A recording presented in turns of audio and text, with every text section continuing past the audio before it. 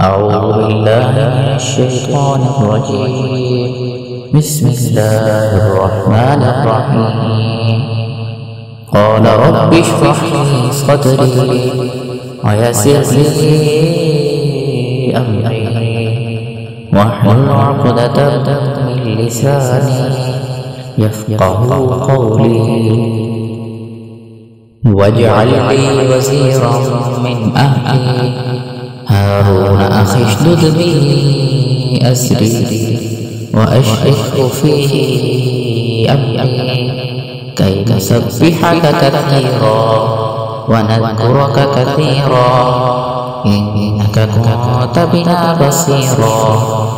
قال قد أوتيت سؤلك يا موسى ولقد مننا عليك مرة أخرى إذ أوحينا إلى أمك ما يوحى أن اقذفيه في التابوت فاقذفيه في اليم فليلقه اليم بالساحل يأخذه عدو لي وعدو له وألقيت عليك محبة مني ولتصنع على عيني إذ تمشي أختك فتقول هل أدلكم على من يكفله فرجعناك إلى أمك كي تقر عينها ولا تحزن وقتلت نفسا فنجيناك من الغم وفتناك فتونا فلبثت سنين في أهل مدين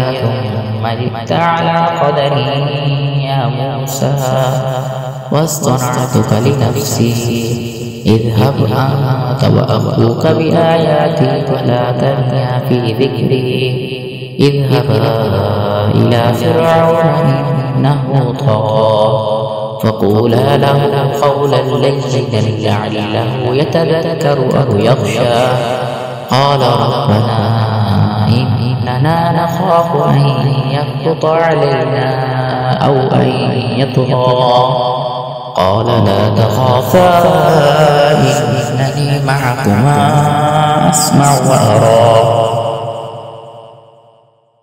فأتياه فقولا إنا رسول ربك فأرسل معنا بني إسرائيل ولا تعذبهم قد جئناك بآية من ربك والسلام على من اتبع الهدى إنا قد أوحي إلينا أن العذاب على من كذب وتولى.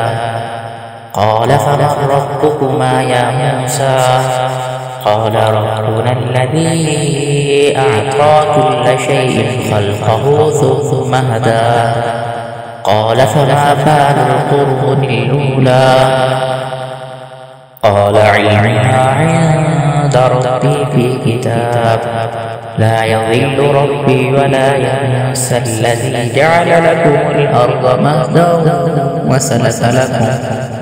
وسلك لكم فيها سبلا وأنزل من السماء ماء فأخرجنا به أزواجا من نبات شتى كلوا وارعوا أنعامكم إن في ذلك لآيات لأولي النهى.